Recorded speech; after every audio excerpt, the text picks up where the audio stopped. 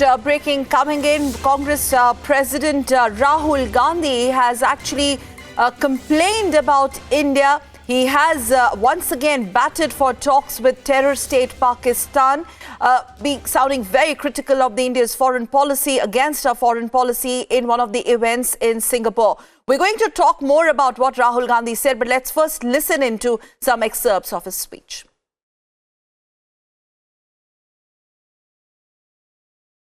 One complaint I have of the BJP foreign policy in general is that it's very tactical and it's episodic. It's not strategic. That's a broad point. 2004, we were handed a Jammu and Kashmir which was on fire when we came into power.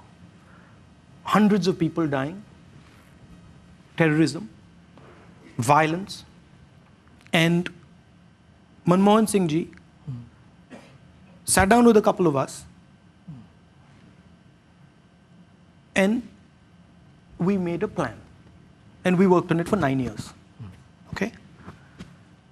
And the plan was, how do you build bridges between people? That was the plan.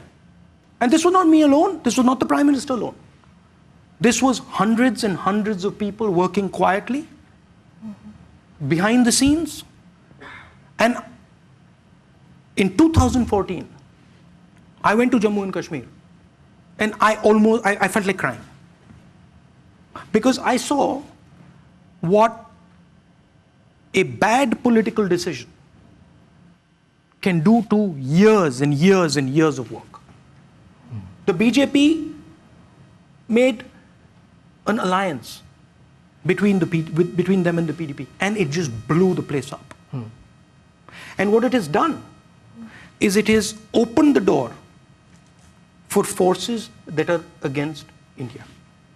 And it has created a serious strategic problem for my country. Now, this stuff doesn't run in the papers. This stuff is not what, this doesn't work in bites. But this is the truth. So for me, I've seen the power. I've sat in a room. I'll tell you a story. I've sat in a room. I've sat in a room with an MLA from Punjab. MLA is a member of assembly, who sat down in the room and he's held his head like this. And I've said, what are you doing? He said, I can't believe what is happening. I said, what? He said, 20 years ago, I was basically a terrorist. And now, I'm sitting here making laws. You engage with people. You bring people in. You trust people. You believe in people. It works. I've seen it. With the harshest of people, I've seen it work. So, it's very easy to pretend that you'll have simple solutions. You won't have simple solutions. Right? But you start to build trust. You start to bring people together. I had a fantastic conversation. I almost cried when I went to Jammu Kashmir. And then 6 months later, I was like, okay, there is hope. So when I went in 2013, I had the people from Jammu come. And they said, you guys have done nothing. Then I had the people from Kashmir come. And they said, you guys have done nothing. So I was like, okay, we've done nothing. And then election happened, lost the election. And then I was like, okay, now the thing is on fire. A year after the election I went. People from Jammu came. And they said, nothing's happening. So I said, what do you mean? They said, nothing's happening. I said, why? They said, because they don't talk to us anymore.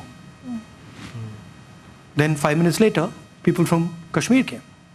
They said, nothing's happening. I said, why? They don't talk to us anymore. I said, so then? Then they said, there's no way but to talk. There's no way but for us to talk, because nothing happens if you don't. So you can divide people, and play this politics. But how is dividing communities going to get you jobs? You explain that to me. If you can give me an explanation, I'll buy it. But if I divide this room, how are we going to build cooperation? How are we going to build a country? Okay. So to me, Kashmir, I like the question because it's at the heart of the problem. You go in, you carry people, you show them affection, you show them love, they will respond every single time. You show them anger, you're nasty, they will respond every single time. So that to me is that is also the spirit of my country. Okay.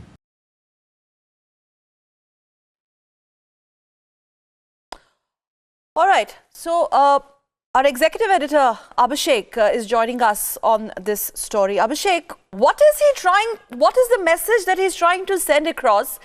And that too on a foreign land, raking Kashmir issue, whereas you have parliament session here in progress and you don't have Rahul Gandhi talking this extensively on the floor of the House. But he goes to an event in Singapore and rakes Kashmir and talks on Kashmir with Pakistan. Shocking. Well, Sakal, it was quite dramatic, and the only message, if at all, Rahul Gandhi conveyed was that he's not aware of the facts. He's talking about borrowing or inheriting, rather, a mess in 2004. But the fact of the matter is that in 2003, India and Pakistan had signed... Abhishek, I'm sorry, I'll have to interrupt you here. Abhishek, we have Nalin Kohli from the BJP. I'll come to you, Abhishek, in 30 seconds. Let's quickly get first reactions from the government, from the BJP. Nalin Kohli, what is your counter to Rahul Gandhi now as we speak? He's been extremely critical of India's foreign policy, especially vis-a-vis your tie-up with the PDP in Kashmir, in Jammu and Kashmir. Mr. Rahul Gandhi has a rather unique, fascinating, to some extent even a democratic approach towards politics, because he can manufacture anything. Of course, anyone is entitled to move away from facts. Here is a leader whose sense of facts is rather misplaced. If anything, he inherited a wonderful economy, a country which had offered everything on a platter to the Congress government, because we were voted out in 2004. And exactly the reverse happened in 2014. We inherited empty coffers, a terrible economic situation, a scam-ridden administration where policy was sold. And thereafter, Mr. Narendra Modi ji, as Prime Minister, has worked to strengthen the fundamentals of the country. With regard to Jammu and Kashmir, when the Congress will enter into an alliance with anyone, then it suits them and there is no harm. If other political parties choose to leave the Congress party and align with the BJP, then of course the Congress criticizes it. With regard to Mr. Rahul Gandhi speaking globally, we must bear in mind that he's a global leader, because while in India, elections are taking place or results are there, in which, of course, in the Northeast, the Congress party did pretty badly and didn't perform well. They lost their incumbents too. He preferred to travel to Italy. He's entitled to travel and spend time with his grandmother. But that also reveals clearly his political approach and political priorities. So if he's speaking in Singapore at another global destination, I think you need to look at it from the totality, and that itself would answer how seriously his comments should be taken. He has also given some pro-China reaction there. In fact, in those excerpts of his speeches, he's praised China. At the same time, he has sounded extremely critical of foreign policy. Sushil Pandit, Nalin Kohli, your very, very quick comment on this pro-China remarks coming from Rahul Gandhi. Sushil Pandit, I'm going to come to you in a bit, requesting you to stay with us. It certainly shouldn't come as a surprise, because while Doklam was taking place, Mr. Rahul Gandhi and other senior leaders of the Congress party, without informing the Ministry of External Affairs or the Government of India, chose to have a private and secret meeting with the Chinese ambassador. So therefore, what comes under national interest and national priority is well revealed by this. So if he says anything outside this, it shouldn't come as a surprise either. All right, Nalin Kohli, many thanks for those inputs. Wahidur Rahman Pare, BDP spokesperson, is with us on phone line. And we also have Sushil Pandit. I would like Sushil Pandit and Wahidur Rahman to stay with us on this story. Wahid, coming to you first.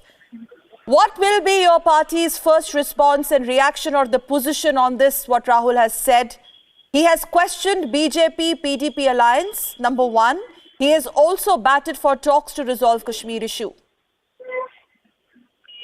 Look, we have no problems with the idea of dialogue talks, and we believe in democracy that disputes, problems and issues are to be resolved in an amicable way, and that's why we are in alliance, and that's the whole idea why Prime Minister Narendra Modi has also taken such a large initiative, the way this alliance was formed. If you look at the basic genesis, there was an idea behind the alliance, that the idea of India, the idea of Jammu and Kashmir... No, are you buying what Rahul has said? Wahid, will PDP endorse or will PDP strongly condemn? We don't State your position clearly, Wahid. Rahul Gandhi, the Congress party is responsible for the mess in Kashmir. There's 60 years of mess, the legacy which we have got. It is because of the Congress party, not because of this is not a BJP created problem. This is not the Narendra Modi Prime Minister's created problem. But what Prime Minister is suffering today or facing today in the country, the larger challenge go back again to the legacy where from the Indian National Congress comes, and especially the issue of Kashmir, the problem of Kashmir, and the biggest treachery which has been done with Kashmir is always done by the Congress party. All right. Itself. They have been in power. They have been from the alliance, from the history to the present. Every genesis goes to the Congress and to his family. So Rahul Gandhi should introspect, and he should really see that the whole problem. All right, Wahid. Yes. So PDP rubbishing the entire rhetoric of Rahul Gandhi at its Singapore event, where he's questioning the PDP-BJP alliance and holding it responsible for the Kashmir conflict. Many thanks, Wahid, and many thanks, Sushil Panditji, for joining us. And let's quickly now shift our focus